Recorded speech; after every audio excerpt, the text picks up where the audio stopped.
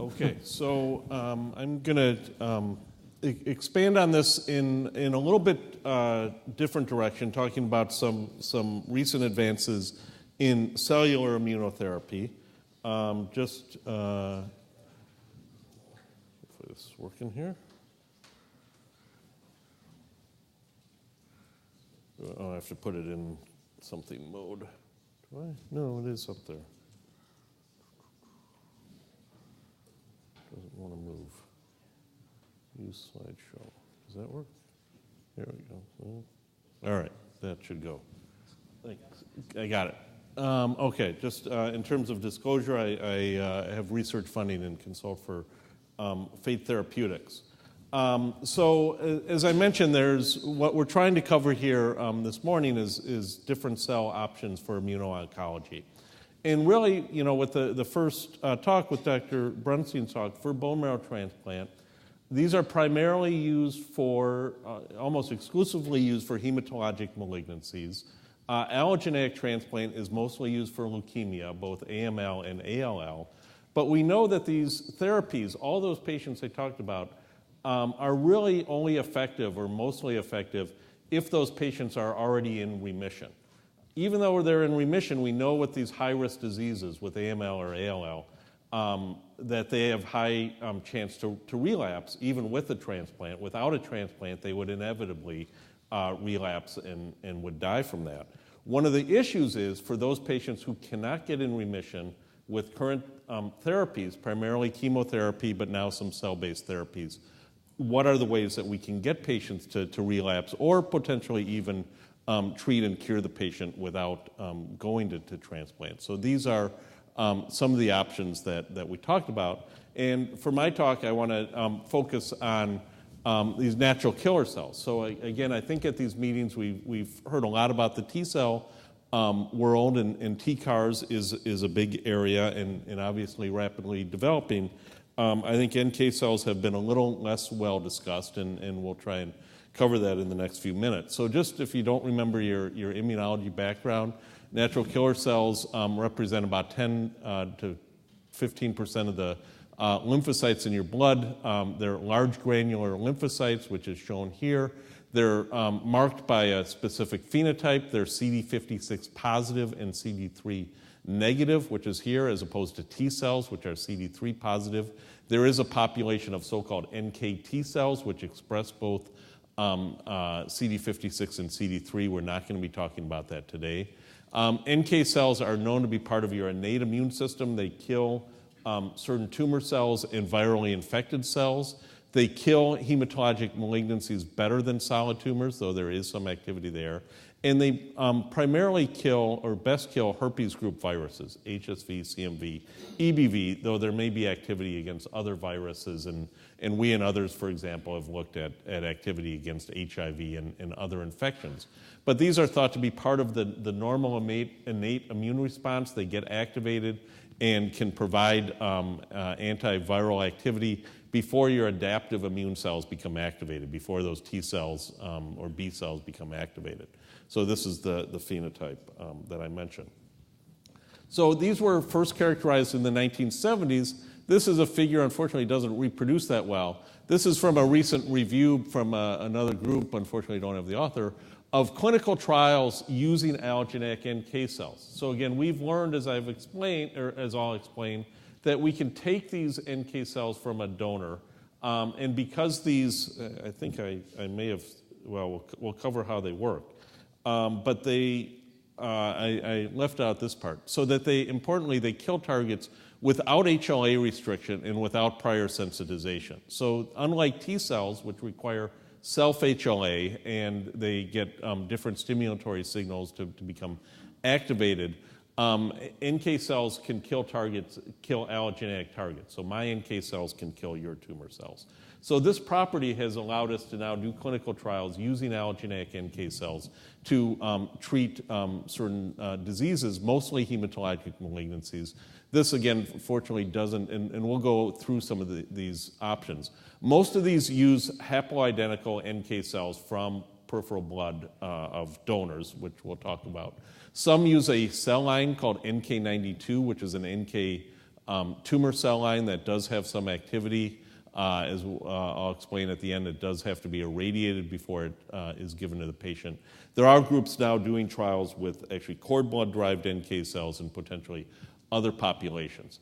So just briefly, I'm always asked, well, how do NK cells, they don't have a specific T cell receptor, they don't have a specific immunoglobulin, how do they know what targets to kill? And it's really, they have a repertoire of receptors, of both activating and inhibitory receptors. Inhibitory receptors are primarily called the KIRs, or killer immunoglobulin receptors. There's others. There's a group of them that recognize HLA class 1 molecules. So your NK cells are inhibited by your HLA molecules. There's also a set of activating receptors that can become stimulated by different target molecules.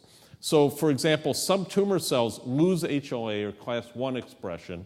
You lose that inhibitory signal. This is the so-called missing self, and that target will become killed. So one of the options that are out there, people want to make their ES or iPS-derived cells or other cells class 1 negative, which might be great to avoid T-cell immune responses, but one of the concerns is that the NK cells may now be able to see that.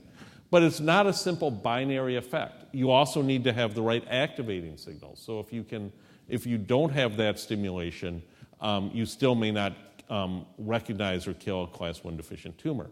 There are other, for example, virally infected cells or some tumor cells that upregulate so-called stress ligands, MIC-A, MIC-B. For example, this increases interactions to these activating receptors and the target becomes killed. And another important mechanism is so-called ADCC, or antibody-dependent cell-dependent cytotoxicity. NK cells express CD16, which is an FC receptor. It binds antibodies, and you can direct activity to tumor cells there. And so a lot of the monoclonal antibody-based therapy work in part through NK cells. So it's really this net balance of activating and inhibitory signals that mediates NK cell activity. And again, some ligands aren't expressed on healthy cells, but they're expressed on these tumor cells or virally infected cells. And just, this is a quote from that review from Louis Lanier, just to show that this is still not well understood. There are other ligands, this NKG2 ligand, where it said there no general rules apply for induction and expression of different NKG2D ligands in different types of tumors. That is, we still don't know how all these activating and inhibitory receptors work. It's just really that it's this repertoire that mediates this positive and negative interactions. So as I mentioned, starting over a decade ago now, different groups have used allogeneic NK cells to treat malignancies, most notably relapsed or refractory AML. Based on these signals, this seems to be the best target for NK cell-mediated killing. This was a paper, a group led by Jeff Miller at the University of Minnesota, who did this initial study using allogeneic cells, haploidentical NK cells from donors, and given to patients with relapsed or refractory AML. Importantly, this was found to require conditioning of the patient in order to get in vivo expansion of the NK cells and to get proper activity. And with that conditioning therapy, of these patients who were otherwise refractory to other treatments, 5 out of 19, so somewhere around 25-30% of patients can actually get into complete remissions. This has now been expanded over time at University of Minnesota and other centers. They've now treated over 300, maybe 400 patients with this type of haploidentical NK therapy. The protocol used there, and I'll explain that there's different places have different protocols now, uses a CD3, CD19 depletion, so you get rid of T cells, get rid of B cells. Most of what's left over are NK cells, but there's still monocytes and other cell populations in that mix. They're treated with IL-2 overnight to activate the NK cells, given to patients after Cytoxan fludarabine. Patients get cytokines again for about 2 weeks, either IL-2 or IL-15. And again, this has been mostly effective against AML or ALL. It's been tested against some solid tumors with less efficacy. This can now get patients to allogeneic transplants. So if you get into remission, you can get one of those grafts. And since we're doing haploidentical NK cells, this is now being combined with a haploidentical bone marrow transplant from the same donor using those similar methods that Claudio mentioned. And you can go right through this protocol to get potentially a curative treatment. And these type of therapies are now importantly in multi-center trials. So there are other options that are out there trying to make this more effective. There's other peripheral blood NK cells, as I mentioned, cord blood-derived NK cells, NK92, and the work that we're doing on pluripotent stem cells. This is just an example of a paper recently published by one of our former HEMONC fellows at Minnesota in Science Translational Medicine using a different NK population. Here they do a positive selection, so these are CD3 depleted, CD56 positive selected, treated with a cocktail of cytokines now, IL-2, IL-15, IL-18, and they, through various systems, characterize more of what they call a memory-like NK cell population that they think is more effective at killing leukemia targets. And it's shown in this type of study where, again, they treated 15 patients with different refractory hematologic malignancies here, not all AML, some with myeloproliferative disorders, myelodysplasia, and 8 out of 15 of these patients with otherwise refractory diseases got into complete remission, and even without any additional therapy, at least 2 of them have gone a year survival post-treatment. So that's kind of where some of these therapies are now.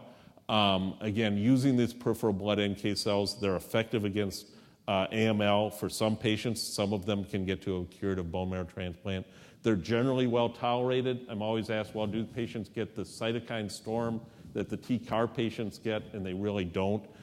They do have risk of infection because they are getting chemotherapy. Most of the toxicity is from those cytokines, the IL-2 or IL-15 that they're getting. However, to date, I think most of the efficacy has been limited to AML. Every group is doing this different, and every patient, every donor is different that we get these cells from. And the cytokines used vary depending on groups. So as a way to start to standardize this, my group has been interested in using human pluripotent stem cells to look at blood cell development.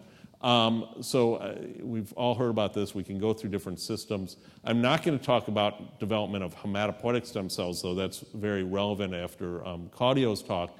Safe to say that that still remains challenging to do. We cannot, even though we can make all these mature blood cells from human ES cells and iPS cells, no group has really successfully identified a hematopoietic stem cell capable of long-term multilineage engraftment in vivo. There's been some hints of that. It's getting better over time.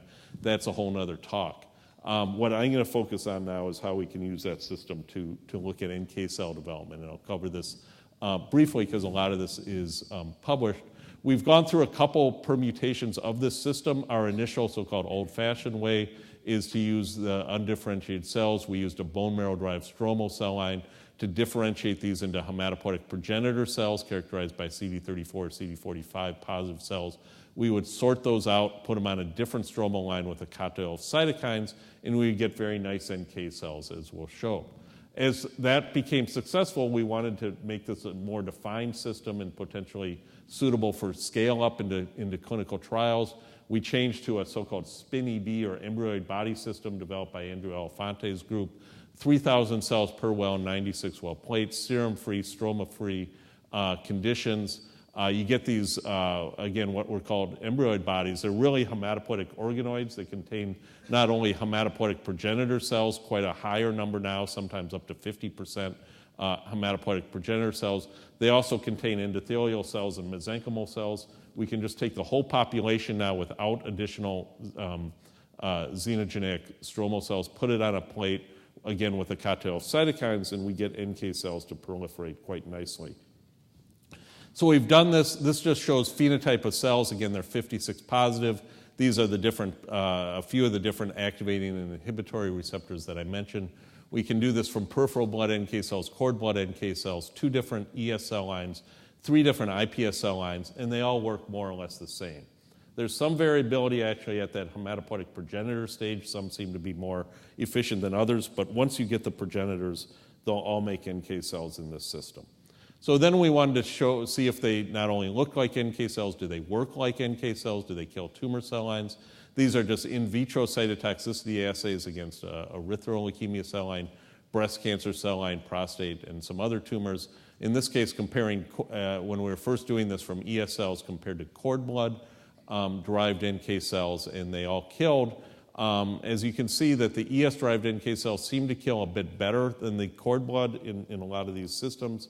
I didn't take too much into that until we tested these now in mice. We use luciferase expressing leukemia cell lines, actually just injected sub-Q because it allows us to quantify this better. The untreated mice who got cytokines alone, the tumors grow. Cord blood-derived NK cells, the tumors grew a bit more slowly. Some of them went away. But when we gave this with the ES-derived NK cells, this is just with one IV injection, and then the mice get cytokines, human IL-2 or IL-15, which helps maintain survival and expansion of the NK cells in vivo, just like we treat the patients. When we did this with the ES-derived NK cells, the tumors went away completely. 13 out of 13 mice were all essentially cured using this method. One of the questions, and I won't, again, for time, won't get into, is why were the ES, and when we do this with iPS, they seem to be better than cord blood-derived NK cells. The simple answer is they're a more homogeneous population of more pure effector NK cell populations. And you can see that by phenotyping for a couple of these other markers. CD94, for example, is one of the activating receptors. Cord blood is a heterogeneous population based on these two markers, whereas ES, iPS, and peripheral blood are a much more homogeneous NK population. It's just these CD94 positive cells that are the fully mature NK cells, contain all the cytolytic machinery, and kill the tumor cells. So if you sort out those from cord blood, they actually work the same. So then we want to start thinking, this is great, we can treat mice, but we want to think about treating people. And so we've moved this into an additional step in our scheme. This is what I showed before.